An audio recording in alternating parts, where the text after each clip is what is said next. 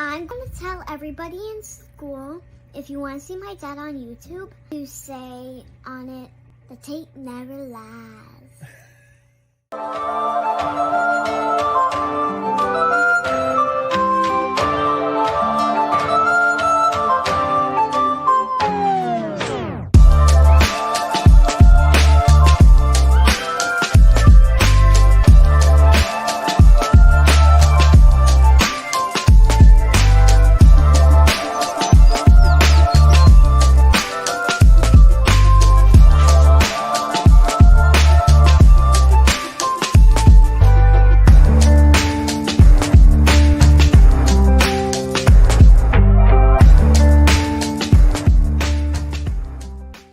Go shit in the hat. Yes. For Lord Cars. Hear ye, hear ye, hear ye. Man of the people. You know it's Cars Keys. Let's get it started up. Give me the car keys. Lakeshore Drive. Blog boys drive away with our texts like car thieves. Break down, we study tape and thrive. Analytical preparation, that's what Cars is given. Cars don't discriminate, teaching the men and women. Each and every week, there's nerd to get your focus. Never manipulating stats, Lord Cars and hocus pocus. Cars Keys, they're never lost. Checking source, never gonna find a better scouting report. Cars going live with the smartest man, my bestie. Deciphering holes on the defense like Getsy. New show, uniforms, orange with the dark sea. Tape never lies, patrons, this is Cars You know Keys. it's Cars Keys. Let's get it started up. Give me the car keys. Lakeshore Drive. Blog boys drive away with our texts like car thieves. Break down, we study tape and thrive. We gotta break down tape like detectives. No hot takes, just real football perspectives. The Bears nerd dropping science on his terms. TTNL giving Bears press like a perm. Other networks is off with the heads. Stats plus film equals football cred. Analysis like Data Ted tries to shred. McCaskey's letting me cake, we keep the 100 crew fed. Cars Keys, let's get it started up. Give me the car keys. Lakeshore Drive. Blog boys drive away with our texts like car thieves. Break down, we study tape and thrive. Lord Hines in his car, fill up a goblet. Lord Hines in his car, fill up a goblet.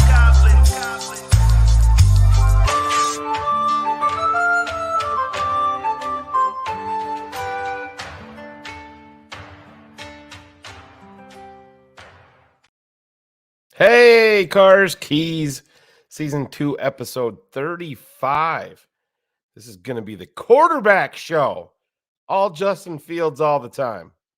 As Cars is throwing shit in his room back there, I can see. I'm just kidding. We're going to talk Bears football. Maybe a little quarterback. Who knows? Let me go see if my guy's ready to go. He's probably buying my son video games he didn't get for Christmas. That little shithead. All right, Cars, let's bring my man out.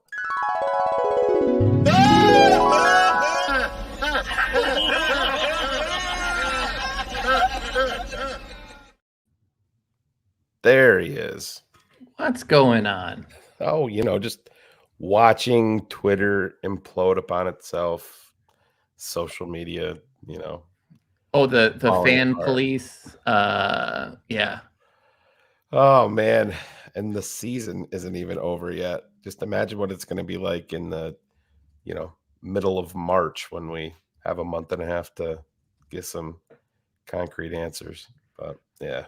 It's, I don't know. It just becomes a mess, right? Just overall, I think everybody's in their lanes. There's no point in doing this, even after they make the change. If they make the change, that debate is going to continue. And the same people now that say they root for the team will shit all over if we make a change, we'll shit all over the new quarterback. If they didn't agree with, we've seen this story play out, right? We saw this times. Yeah, we saw this with Mitch, Yeah.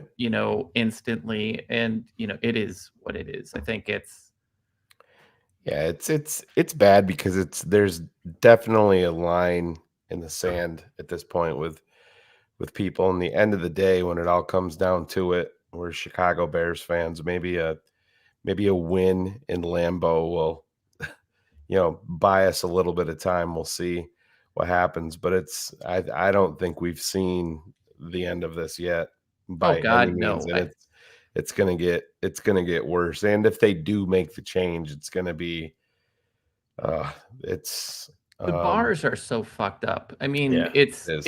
if you're a fan for him, the bar is so low. If you're against, for what he needs to accomplish, if you're against him, the bar is so high that there's Yeah. no way he can meet it, right? Like there are these really polar opposite situations. Yeah. And I think if you're subscribed to The Athletic, I really think they've done two really good kind of middle of the road articles on the situation. Adam Johns yesterday, Fishbane today. I think they're definitely worth the read.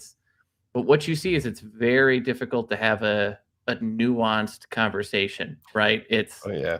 You can't. It's Yeah. so emotional. And again, it was the same with Mitch at his time. Like it just, I get it. You get a lot of hope, and for some folks, the hope was so different, and you're not going to change No, anybody's mind. you're not going to. And the thing about it is people are so steadfast in their belief that if you point out a flaw or praise another quarterback, that you never like Justin Fields, that you Yeah. think he sucks. And I mean, The amount of time I've been called racist is incredible. that's what I said to the Atlanta guys the other night when I was on there previewing Bears versus Atlanta.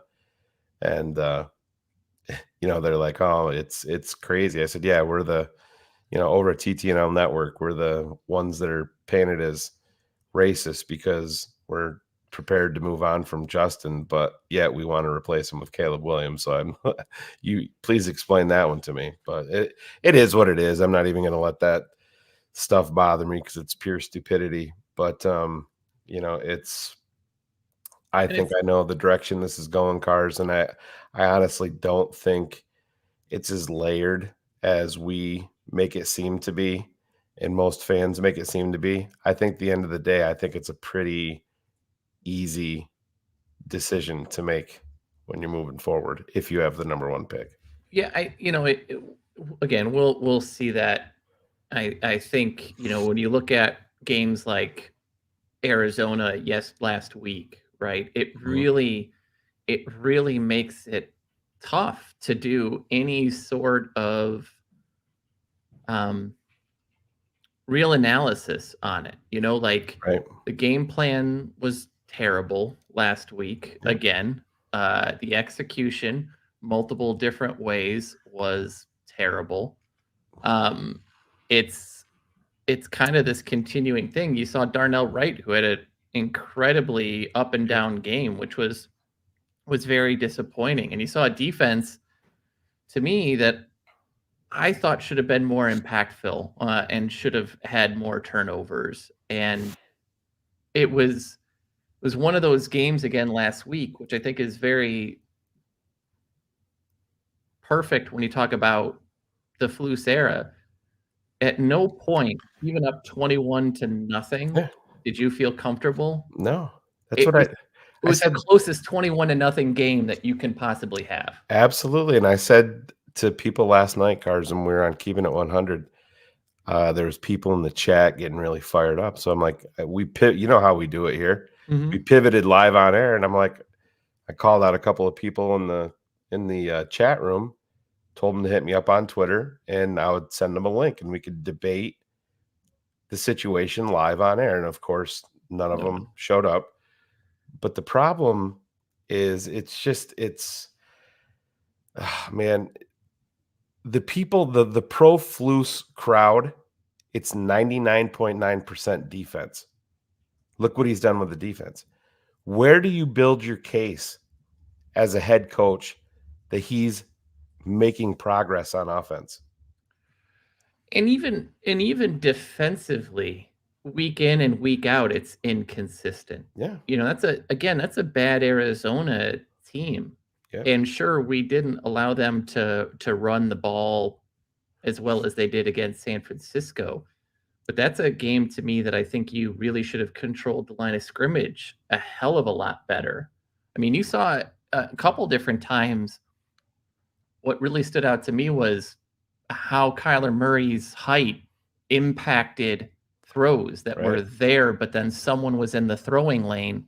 And it doesn't take much, even for a normal quarterback, meaning like someone that's 6'3" or taller. Yep. You get a defensive tackle kind of coming through, your passing lane disappears. It's a lot more difficult for Kyler. Like, I don't think any of us remember how bad, not how bad, but how sort of average Drew Brees was until he got a extremely, extremely dominant offensive line in New Orleans, Yeah. which allowed him to take those deeper drops.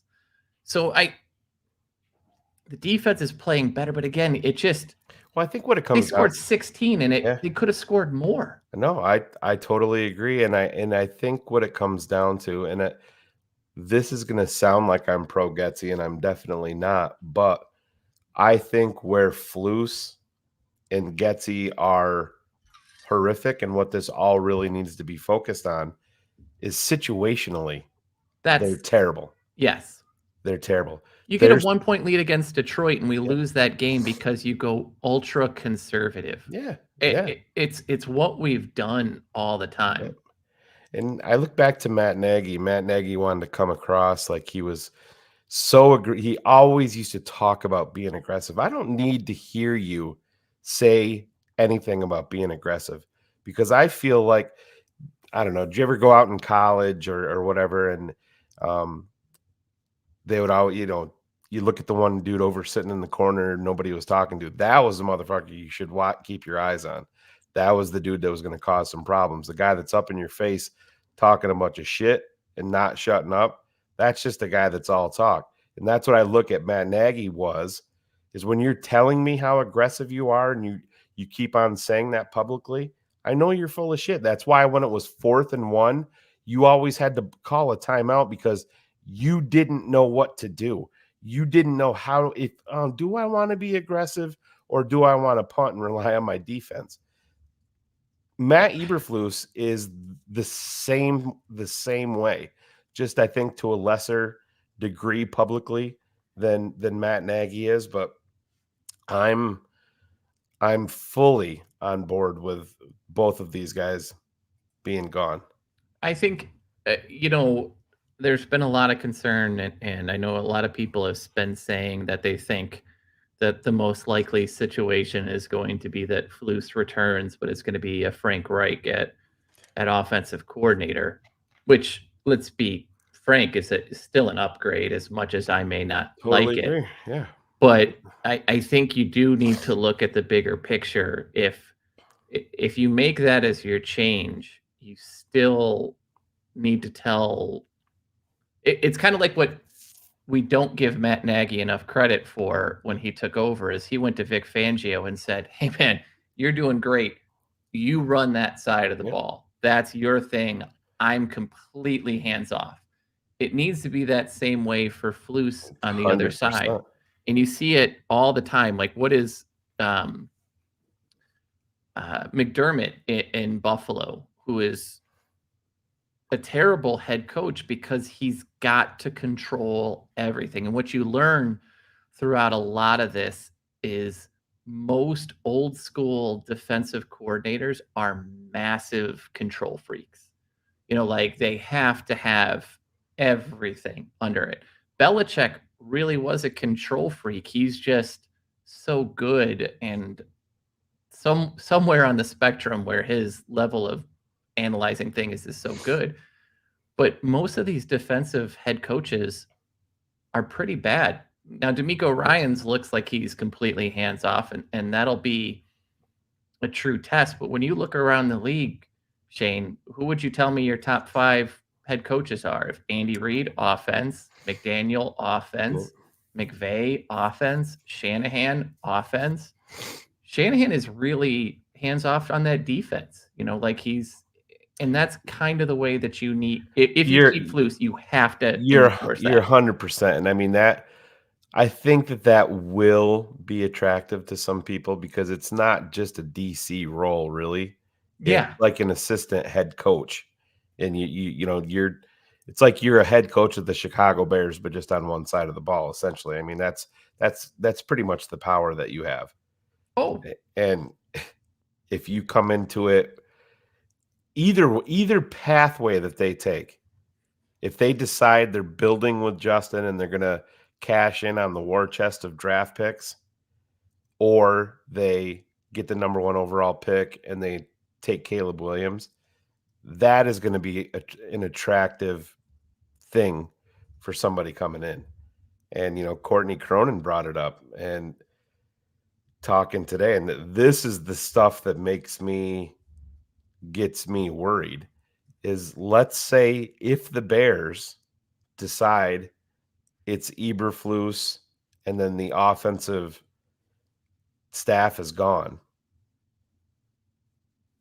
are they giving this dude a contract extension so they say to the world he's not going anywhere for a long time?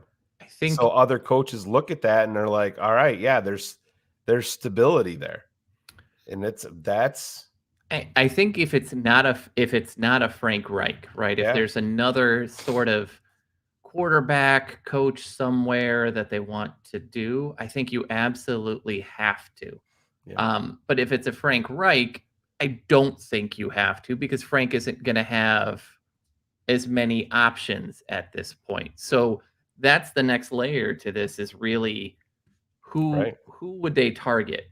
And I think earlier we kind of said that I thought that if Getsy stays, that it's more of an indictment or more of a statement that Justin stays.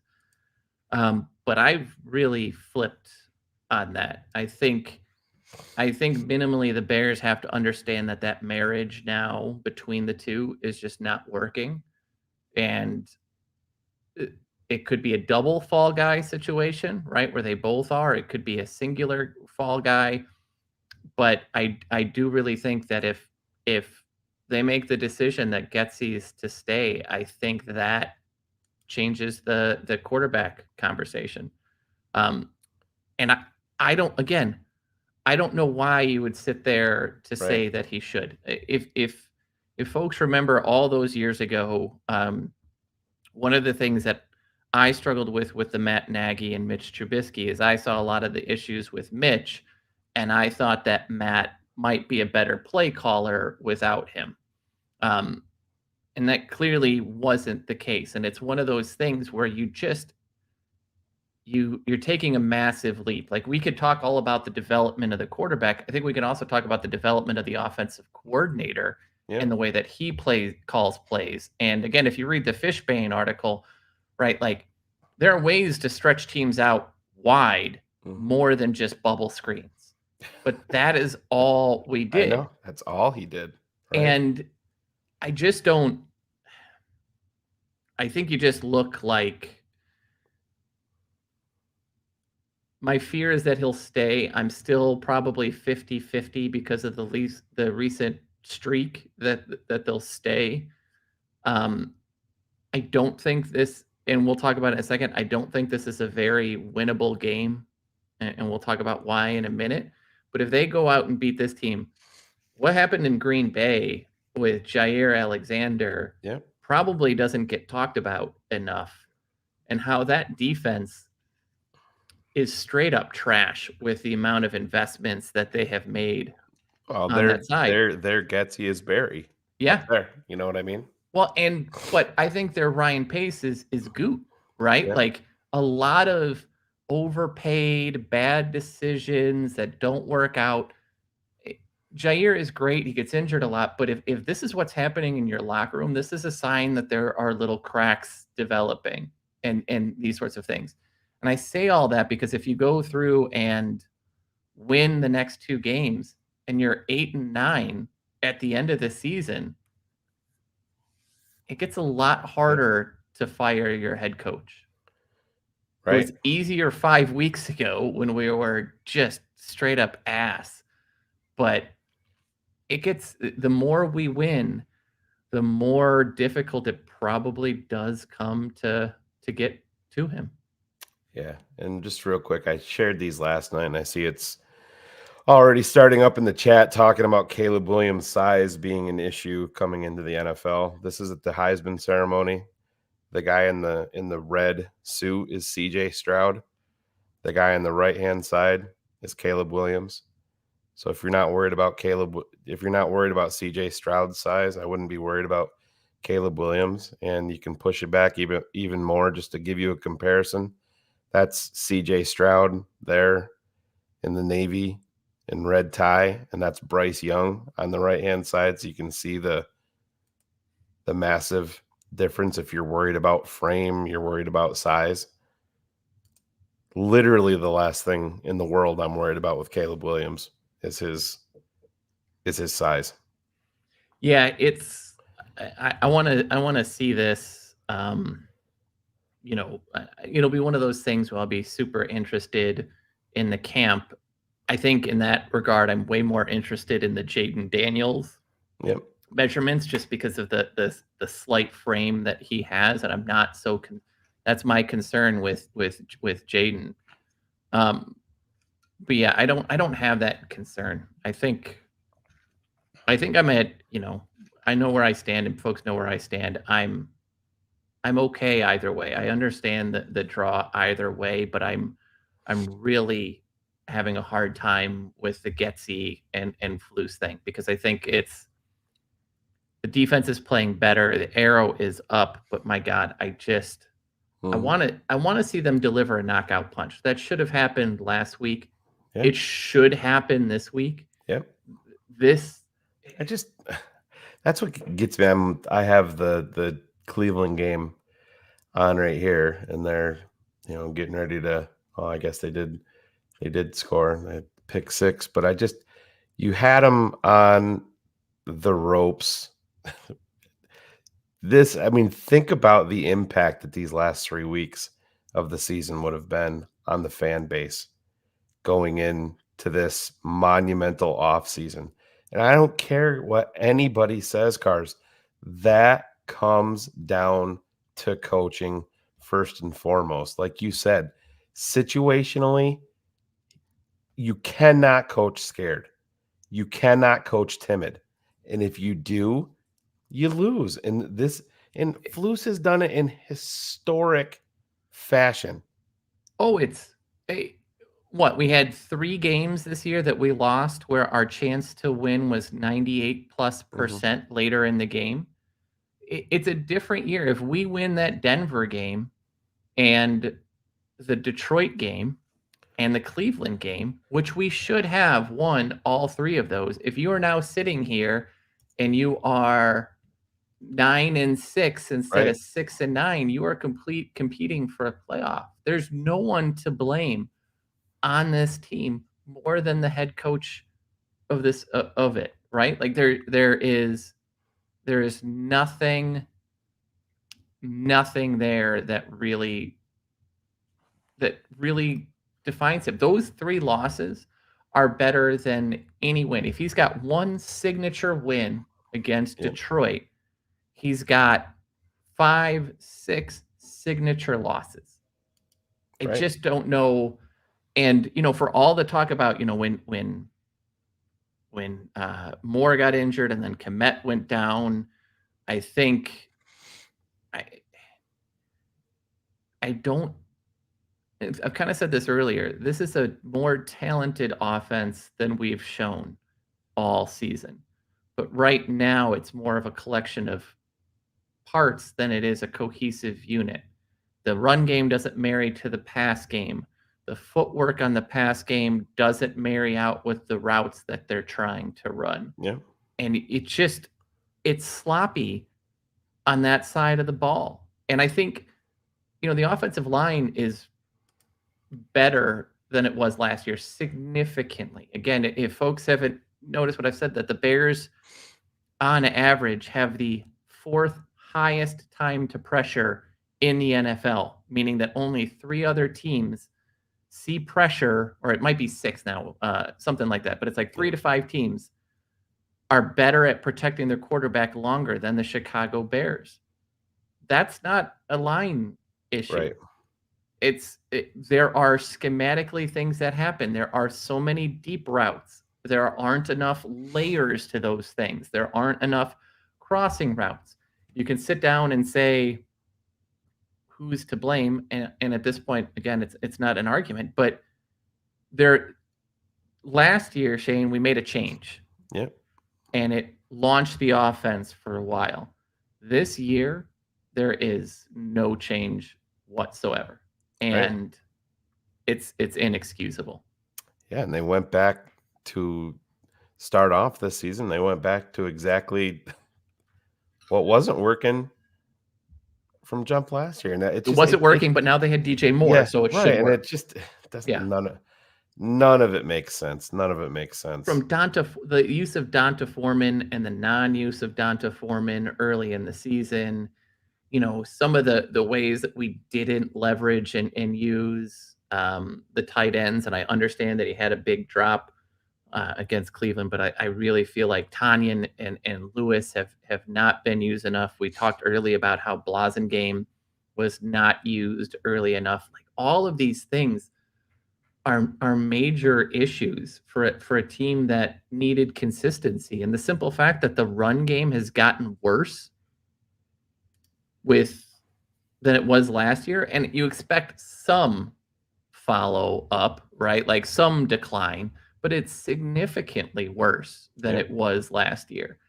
And yes, Justin's legs helped it, but the run game was so physical and strong. And this year, we've kind of taken a passive-aggressive step back. It's all of these things to me, again, keep going back to the coaching staff is the problem, but I don't know.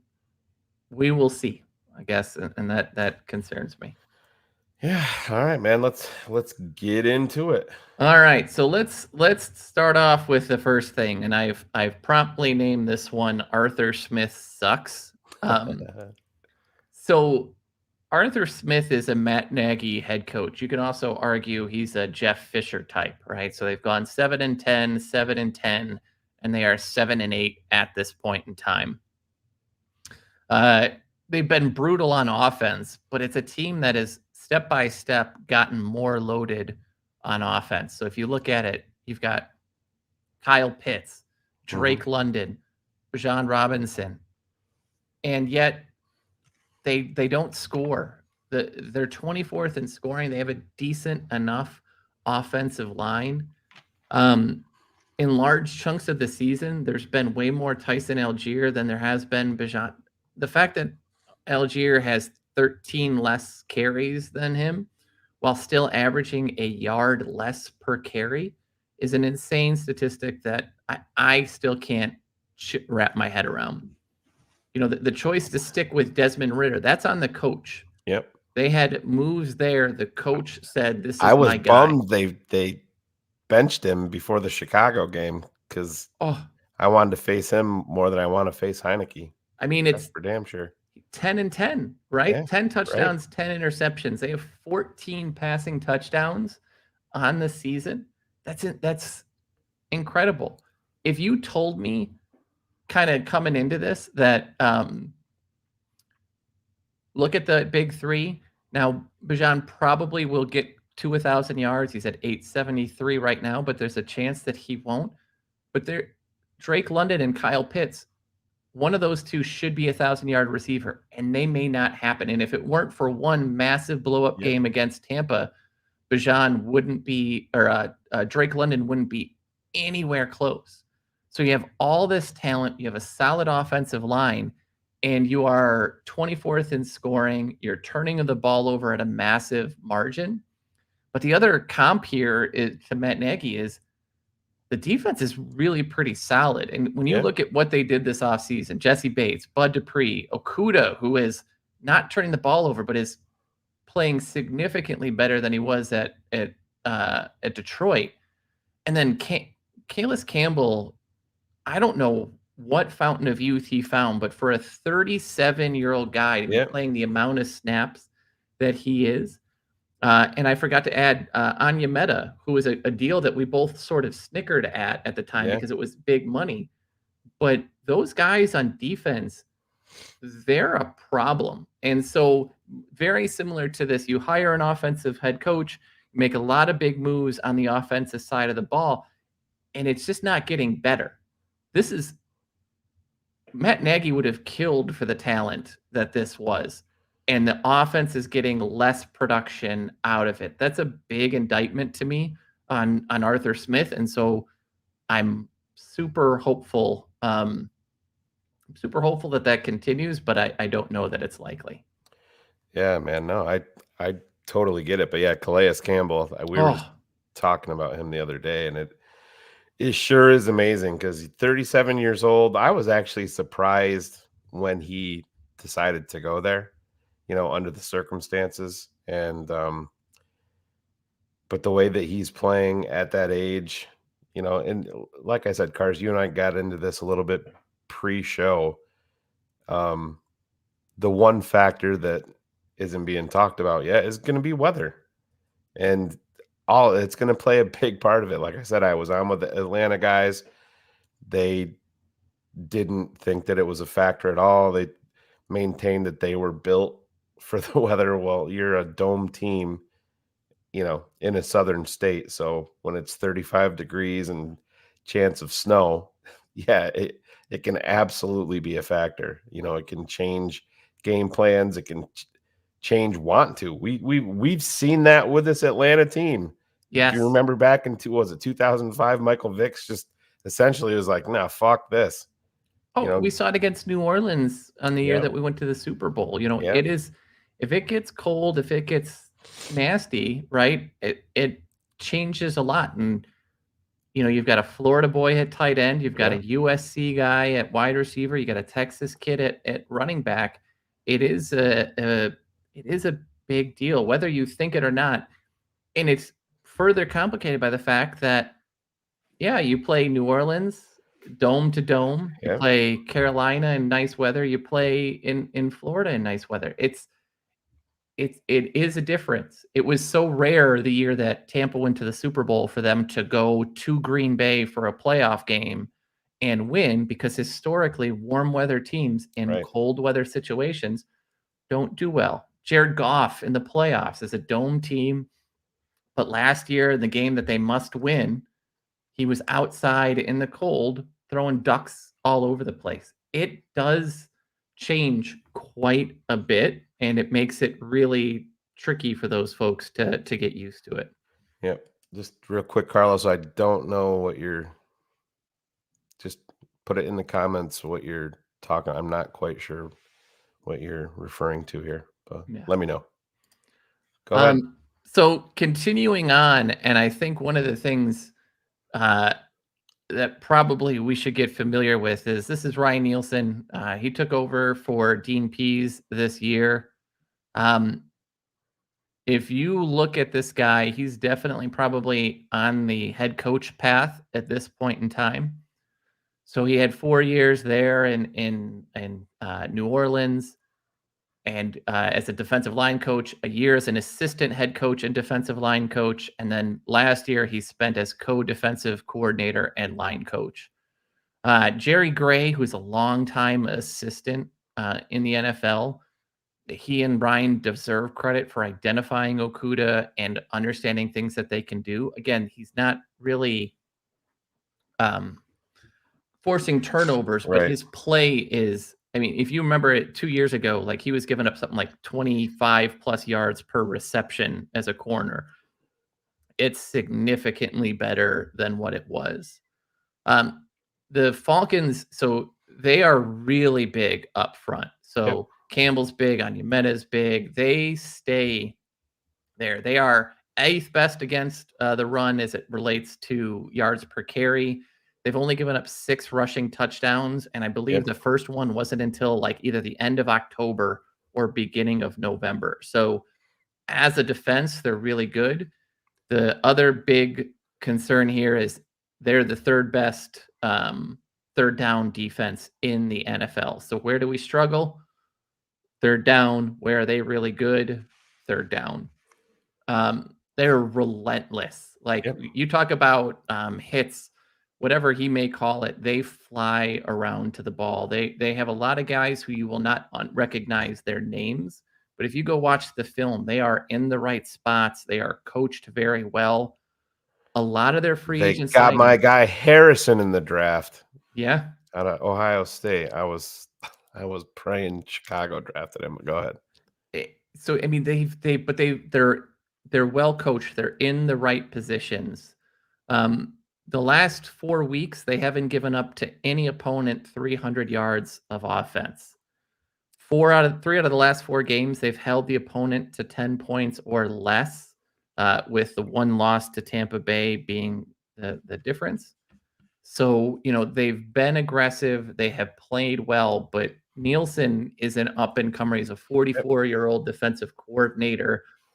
The way that he quickly moved up the ranks in New Orleans, I think, was pretty telling. A lot of their, Onyemata, where did they get him? From New Orleans. One of their inside linebackers, when did they get him? From New Orleans. So he seems to be pretty good at identifying certain people for the scheme and then making it work. So when you look at it overall, where are the Bears weakest on offense? Where are the Falcons best on defense? Where are the Falcons deep worse on offense? Where are the Bears deep defense? So it is going to be one of those old school, or should be one of those old school, just ugly football games. Right. That, again, I would have more confidence in Nielsen staying aggressive and playing aggressive than I will for Flus doing that the Right. entire game.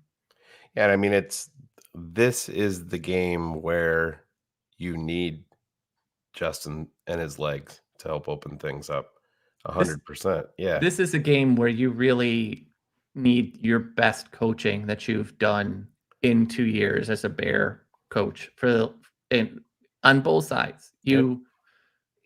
I'm not saying you need to have a perfect plan, but my concern here is going to be that this is going to look like the Minnesota and Tampa Bay games where they try to stretch everybody out wide. And if you start seeing crazy amounts of screens, it's a loss, right? Like it's a loss. And Vince, yes, Nielsen is a Dennis Allen type. He was under Dennis Allen. So yes, he is definitely a very aggressive guy. He will not sit down and let you. But when you talk about third downs, you've got Campbell on that line. You've got Bud Dupree. I can't remember the third down pass rusher. It's a guy whose name I can't remember right now, but who leads the team in sacks at 6. Like, they're very aggressive on third downs. Third and long is a nightmare situation for us all season. It is 10 times worse against the Falcons this year. Right. So when it looks like on offense, this is the worst type of matchup for us. I've talked ad nauseum, and this will be the sole part that we talk about about Justin here, but what Jesse Bates has done since his career and since he's really manned the middle of the field as a center fielder. So if you get to third and long situations, you have to really be aware of where Jesse Bates is at all points. Now, the problem with that, and we've seen that in Minnesota games, is because Harrison Smith was sort of that way, but he wasn't as good as Jesse. You have to really be aware for that as it relates. So the secondary is pretty good in coverage. You're talking AJ, Terrell, Okuda, but they are not very good in turnovers. They are 28th in interceptions, and 6 of their 8 are from Jesse Bates himself. So this is a team that will give you some good coverage. You still can complete plays. You still can do those things and not have turnovers. But if you lose this turnover battle, this is going to be game over.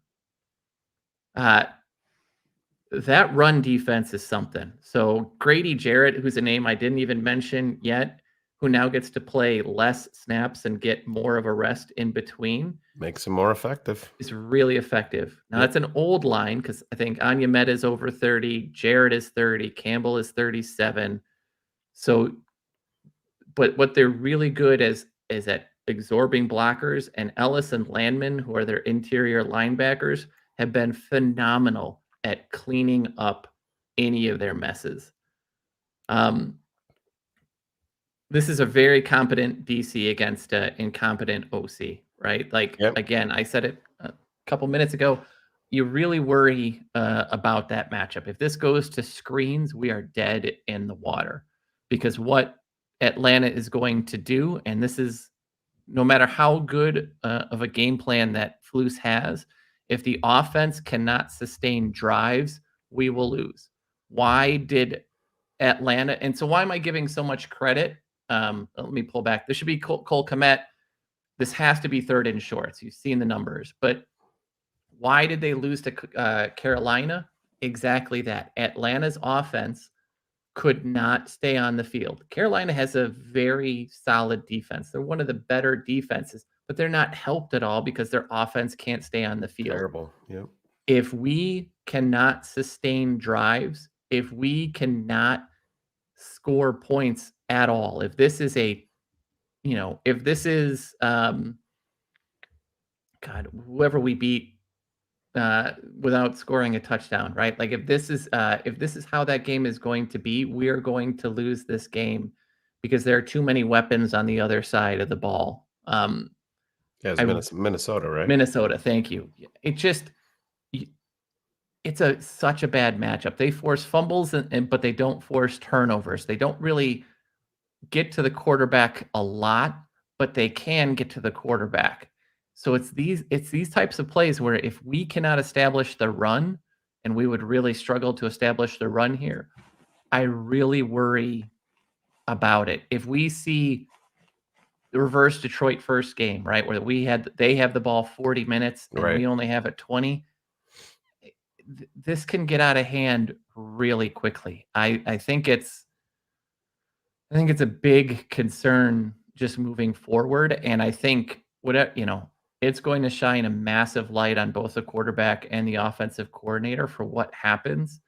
So it might be one of those games you might be better off watching the Jacksonville Panthers game instead of watching the Bears game. Go Jacksonville. Please, God, go Jacksonville. And then really on the other side, the Falcons are not a good offense with all those weapons. They turn the ball over quite a lot. They have the third highest turnover-worthy throw rate in the NFL. It is not significantly better with Heineke. Heineke will make a big play. He'll make another big play, and then he will hit you with two back-to-back back-breaking interceptions that will just hurt you. It's always been who he is. They haven't been sacked a ton, but they have the 9th lowest time to pressure. So again, the Bears, I think, are about 2.7 seconds, 2.8 seconds to pressure. They are 2.42. They have, so to compensate for that, the Falcons have not pushed the ball vertically well at all. 13th lowest throw percentage. They've really focused on getting the ball out. You're going to see a lot of plays to Bijan in the screen game and others to try to make yards after the catch happen. But the accuracy of the quarterbacks has not led to a lot of yards after the catch. So again, I think you can get a sense here of this is a team that should be better, but really shitty quarterback play is holding them back. And last but not least, Atlanta is the first with Baltimore for rushing attempts on first down. So 256 is first. They are last in passing attempts. You also can see that I cannot spell attempts today, so I apologize for that. So it's going to be very similar to Arizona last week, where you have to control the first down run to get them into trickier downs. They will stay with the run. This will be very similar in the way that Getsy called our offenses last year. First down run, second down run, third down pass. That is pretty much the Atlanta staple here.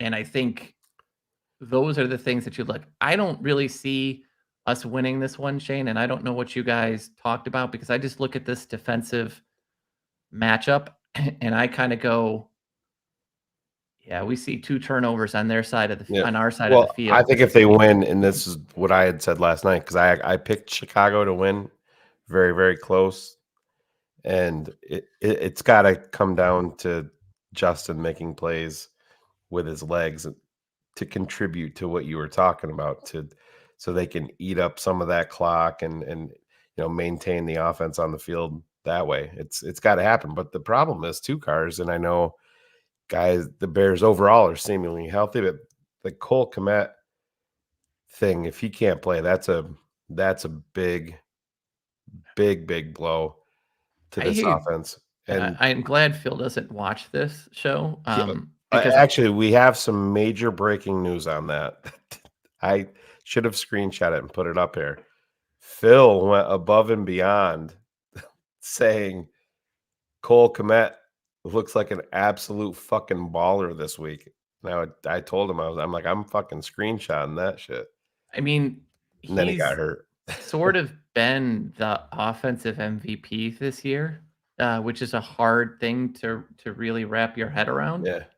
But it sucks that he's dinged up, and then DJ, it makes you love DJ Moore even more, because you can, man, it was tough to watch him last week. You could just see it. And then he tweaked it again, and I'm like, oh man. And the attitude about it was, he's like, it's Christmas, why not go out there? And I'm like, that's what you want. That's your financial leader on offense by a wide margin. And he's like, yeah, why not go out there? And I think, exactly what you want. What Cole did last week was really what we've kind of been waiting for him to do, or waiting for that to see, right? Like, what was it, like 4 catches for over 100 yards, like just massive explosive plays. The 53-yarder, what an adjustment on a poorly thrown ball that realistically wasn't in a place that was best for Cole to go get the ball either. And, if you told me coming in that this guy'd have 70 catches and 6 touchdowns for the year, and what he does in the run game and how many snaps he's a part of and what they ask him to do sometimes, which is insane. He's a big loss, because I said it last week, right? It needed to be a Cole Kmet game. Yep. It was a Cole Kmet game, and we see that happening. God, I'm concerned. Like, if he's not out there, it's got to be a Tyler Scott game, and that's a scary thing to say. But of everybody, he's got to make that leap. Like, we need to start to see him flash a little bit. I think he'll still be a number 3 no matter what we do. It's got to be him. It's got to be that type of game today, because if you're Atlanta, you're putting AJ Terrell on DJ Moore, and you're shadowing him with Jesse Bates all game long, especially if Cole Kmet is out. Yep. So someone else has to step up. And I'm really hoping that it's Tyler Scott. It would be nice if it was Darnell Mooney, but I think it's more effective at this point, or better for us, for it to be a Tyler Scott game. And that's a scary thing to put in, because Shane, I know you're probably with me on this as well. This is not a game that I want Khalil Herbert. No, absolutely not. Being the workload back. No. That's not a good. This should be a Foreman game. This should be a heavy dose of Foreman game. Yeah, totally agree. Yeah, I think. Go ahead. I think Roschon Johnson looked a lot better, ran with more speed and less plod last week.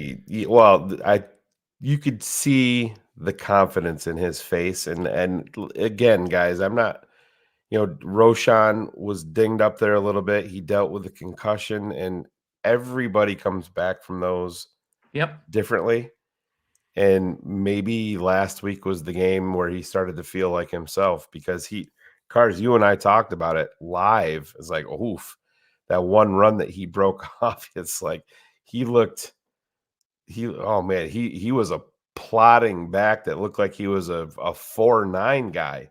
I mean, it was like it looked like a James Allen type run. Yeah. Does that really age me? It probably does. But that's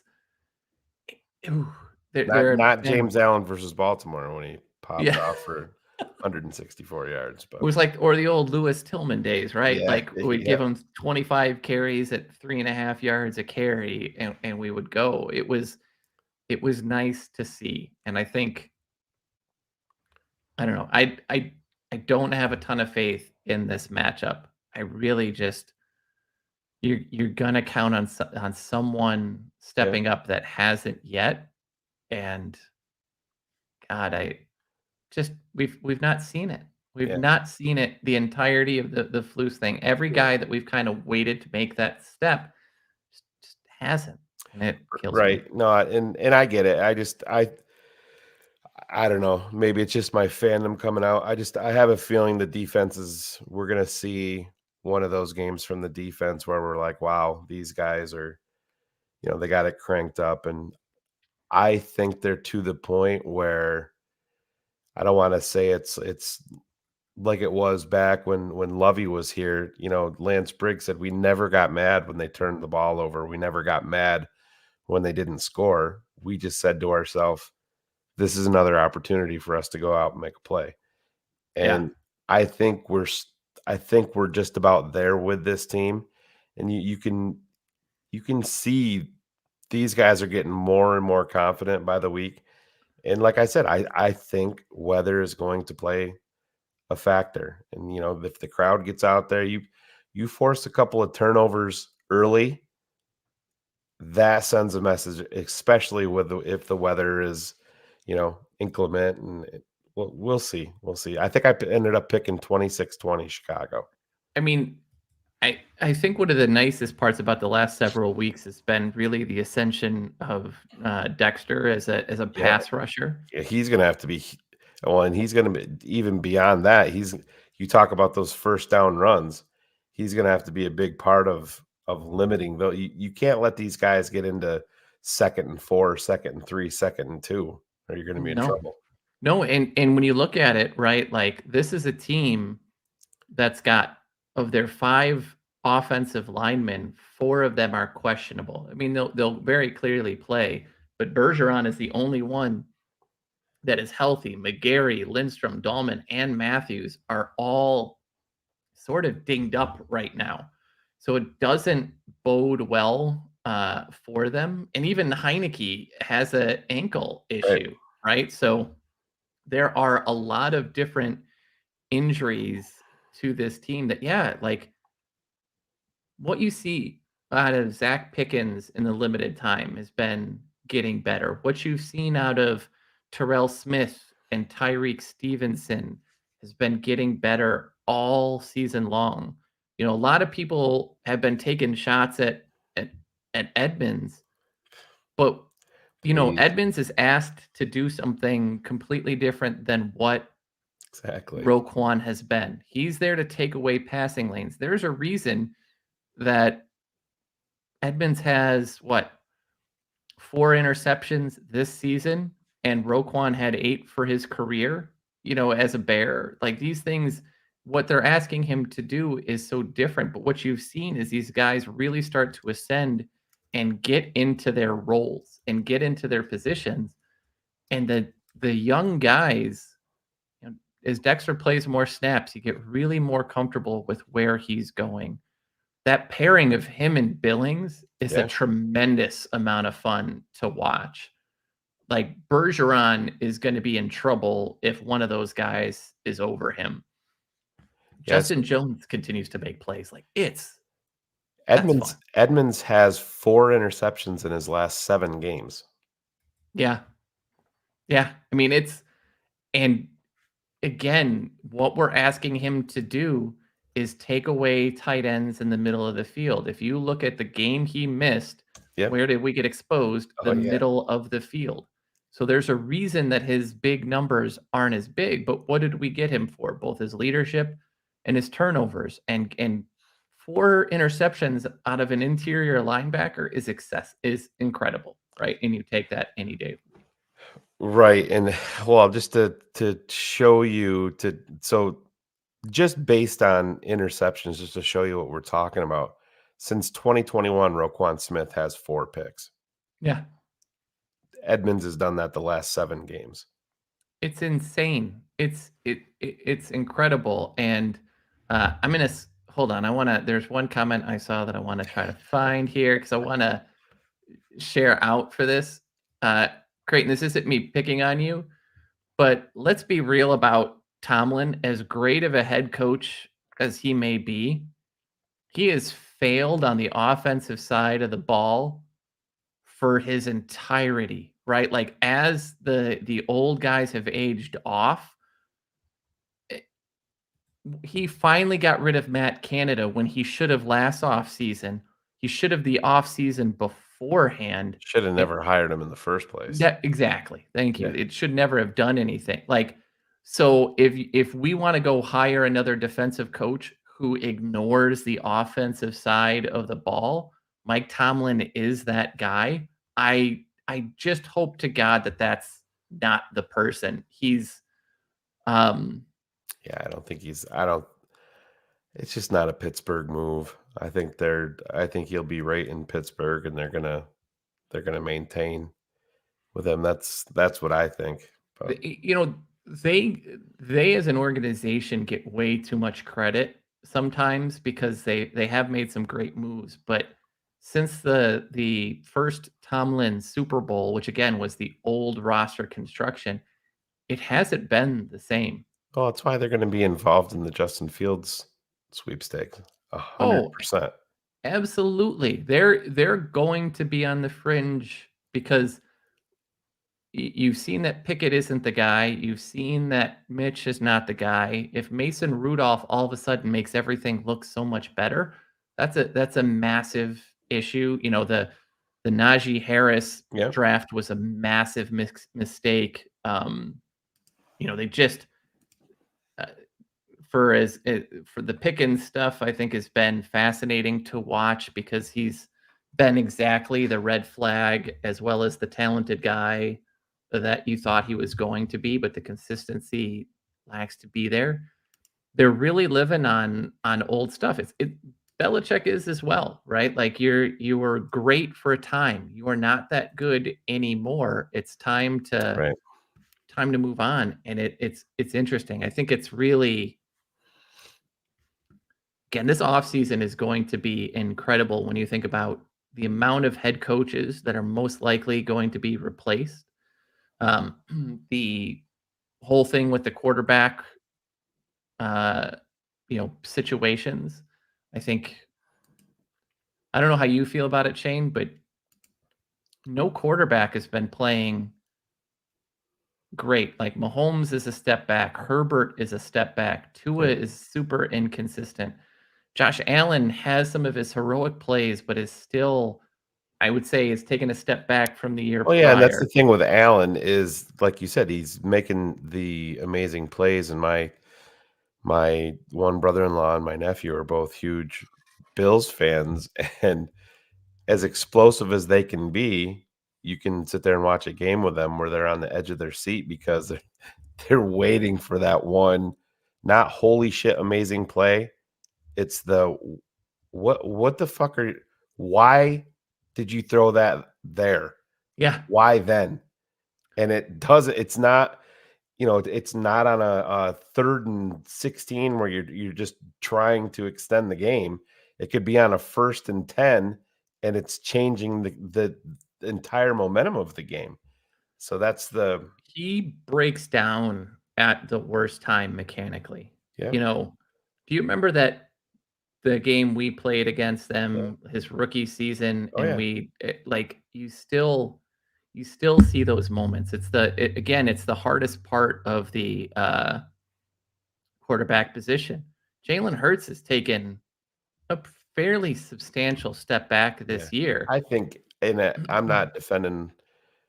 His injury hurts. I think he's a lot more injured than I think that they're letting out publicly. And everybody knows I'm no Philadelphia Eagles fan, but I've heard a couple of things too that they're essentially putting bubble gum and it's like Varsity Blues, right? Where they're injecting something crazy in them to get them to play. That knee going for them. But that's your problem with running quarterbacks. The 100%. running quarterbacks have 2 things that happen. 1, they take bigger hits than everybody, Yep. and 2, they don't get the penalties. They don't get the late hit calls that pocket guys do. Cam Newton never got a call. He won an MVP, never got Never a got a call. call. Yep. And what did he need to develop was in the way that he passed the ball, the way he made reads, and those things didn't develop. Hurts's running is so good, but it's taken a toll on him this year. There's a reason you aren't seeing the tush pushes, right? They're trying to get away from that because it's going to hurt his career. I really think that you just look at it overall, you just see why you need to have that guy who be really good in the pocket. And even those guys who are struggling, defenses have a massive advantage Right. this year. But God, if you gave me an MVP talk, Lamar Jackson is probably the only quarterback. Well, Lamar and Dak. Lamar and Dak to me are having probably the most MVP-like seasons as quarterbacks, but I still would look at McCaffrey above most. It's just Right. it's a weird NFL year. There's a reason the scoring is down so much overall. You have anything else in there? Or is that No, that's it. I think I'm really, like I said, this feels like a loss to me. I hope to be wrong, but I think it is interesting. Again, if we win out, it really, we go from, it really changes the dynamic of who's going to be available. So if we keep winning, it does come with a small asterisk. There goes your offensive tackle, most likely. Like I said, like Alt and Olu will be gone if you're picking past 10. And if you win these next 2 games, you're picking probably about 15, 16. Those guys are out. Yeah, you're into that 13 to 15 range for sure. And that's the thing. And I understand. And the thought of the Bears having, 2 top 5 picks or 2 top 7 or 2 top 10 even is great. But I have absolutely zero issue with a young football team at this point going out there and trying to get the 2 more W's. As long as it's the young kids Yep. that are the reason. And you can count in DJ Moore for that as well, right? Like, as long as it's those guys, and this team is so young, it absolutely will be those guys that you take this. You don't want this to be, a veteran-laden win of guys who are in their 30s that aren't going to be here next year that will you to do that. Absolutely. Yeah. But So that's it. yes, Paul Lucas. I'm coming down the end of this sickness, feeling myself both. So that's probably why we're not going to make the 90-minute mark tonight. So I can I've been live on air the last 3 nights in a row along with dealing with this. So we're probably going to bounce out here so I can get out of here and maintain my voice a little bit more, because I do have 2 kids I need to yell at if they get out of hand, right, Cars? You know how that goes. No. Maisie would never. Oof, Right? oof. I don't know about you, but it was Tuesday, so really technically the first day of school break, and I was already reading the riot act to both children because it gotten out so out of control. And as an only child, I had no idea how frequently siblings fought over the most random stuff. Oh yeah.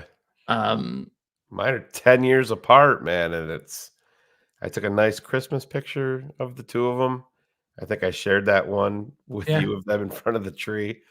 And it was probably the only nice moment they had.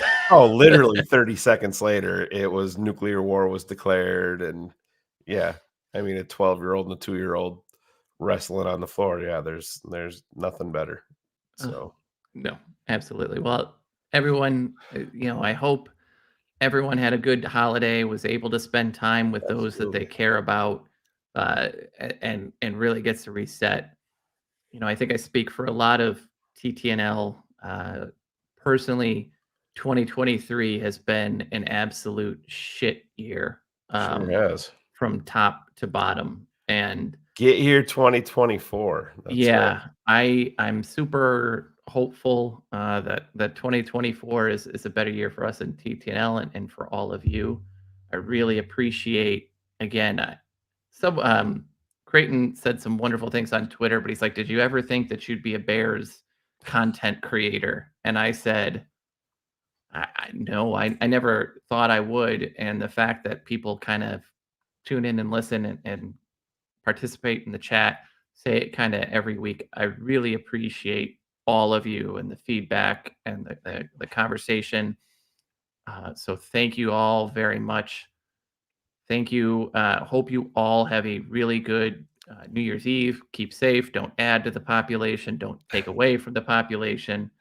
But here's to really a better 2024 from not just a football perspective, but from a life perspective.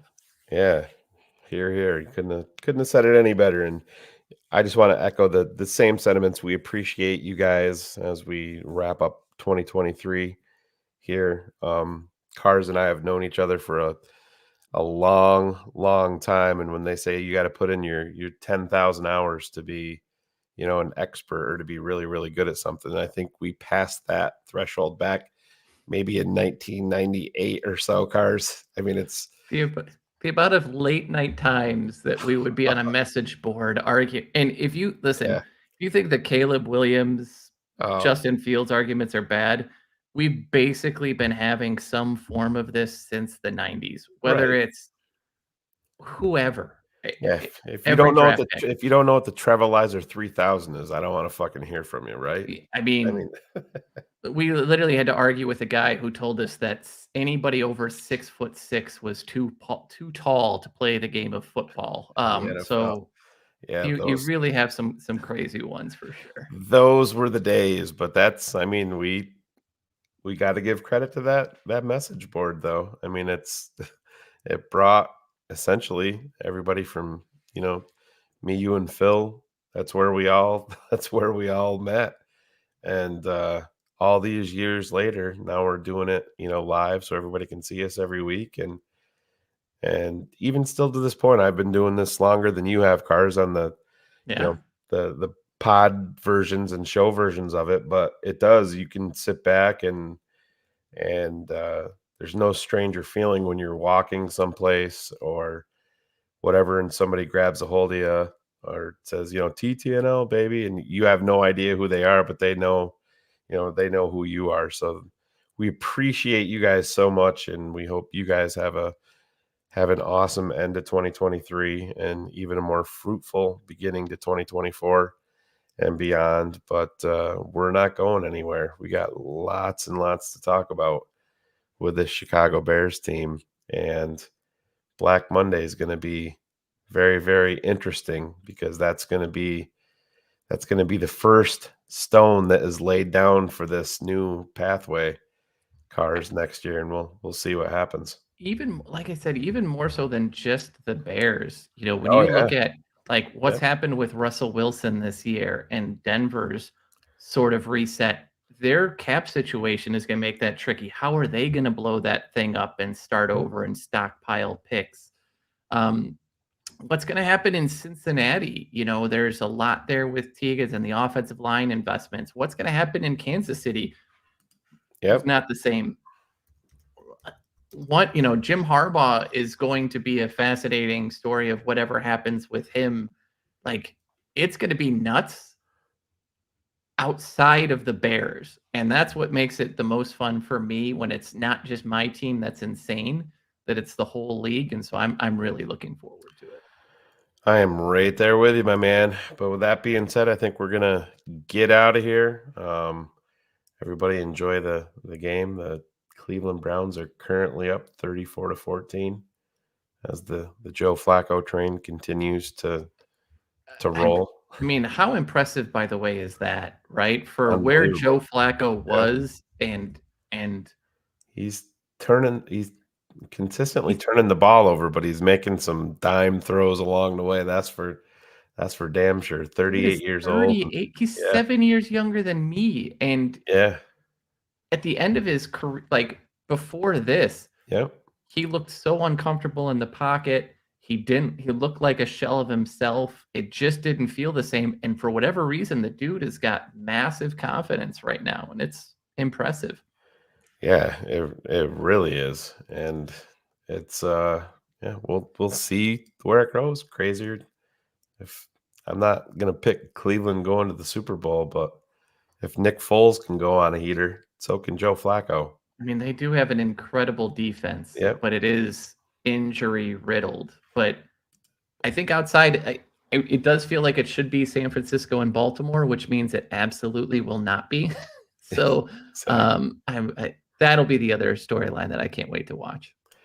Absolutely. So, all right, we love you guys. We will We'll talk to you later. have an announcement about exactly what we're going to be doing this weekend, TTNL wise, in terms of BHL and halftime show. Like I said, we may just do a very condensed version of it because I know we have some family commitments again, as we always do over the holidays. But we will keep everybody updated, and I think that's it, man. We're out of here, right?